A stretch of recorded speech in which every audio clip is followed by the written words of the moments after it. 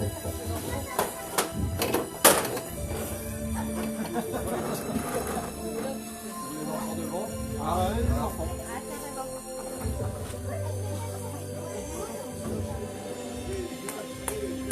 va profiter d'une petite scène.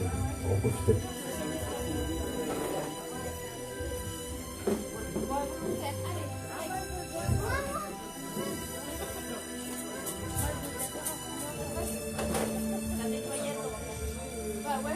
C'est bon pour vous, messieurs, dames?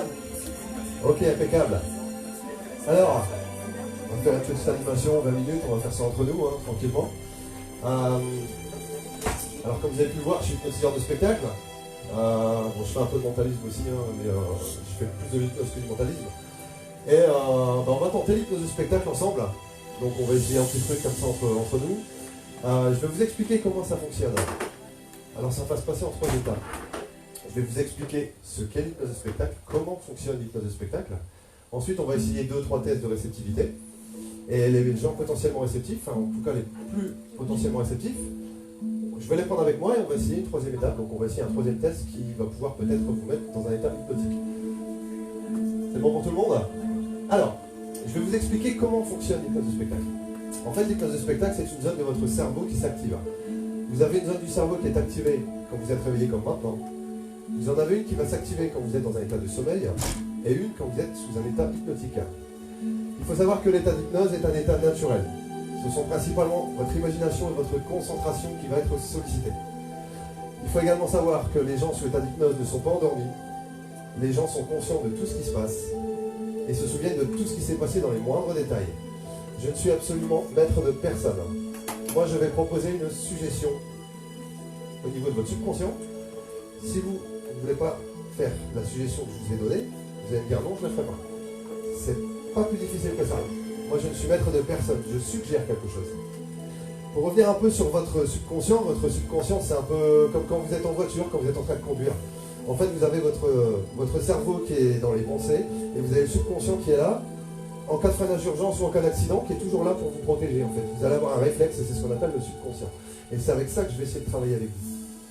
Il faut également savoir que l'état hypnotique, en moyenne, c'est en moyenne, un quart d'heure à 20 minutes, ça équivaut à peu près entre 3 et 6 heures, voire 8 heures de sommeil récupérateur. Ça dépend des personnes. Mais ça peut être bénéfique pour des gens qui ont du mal à dormir. C'est toujours bénéfique. Alors, qu'est-ce que je peux vous dire de plus sur l'hypnose de spectacle? Il faut savoir que les gens ne peuvent pas rester coincés sur l'état d'hypnose, en fait. Ça, c'est des fausses images. La personne revient de toute manière au bout d'un moment. Donc ça dépend des personnes, ça peut être un peu plus long que d'autres, mais vous ne pouvez absolument pas rester bloqué sur un état hypnotique. Ça, c'est complètement impossible.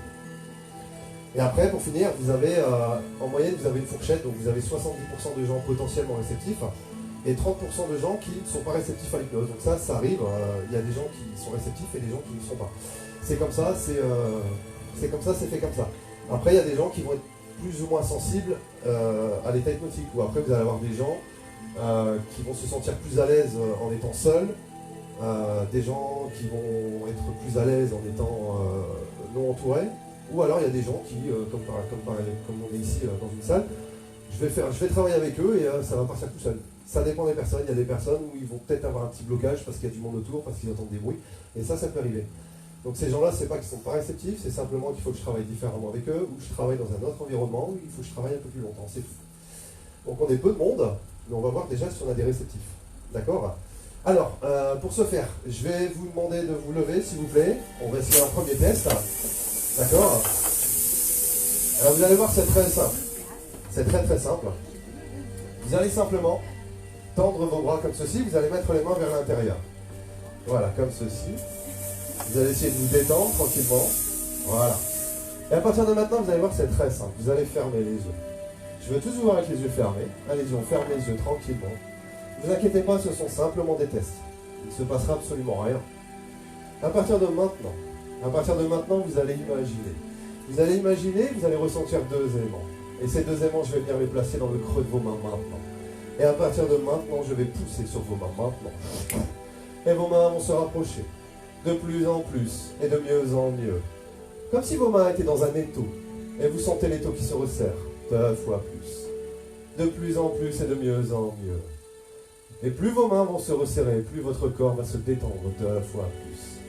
Vous allez vous relaxer 2 fois plus, de plus en plus.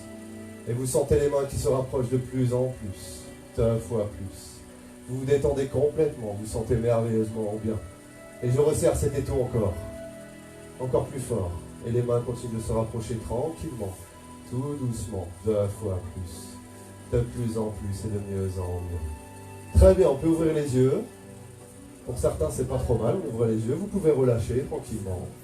Ça va? Vous vous sentez bien? Très bien. Alors,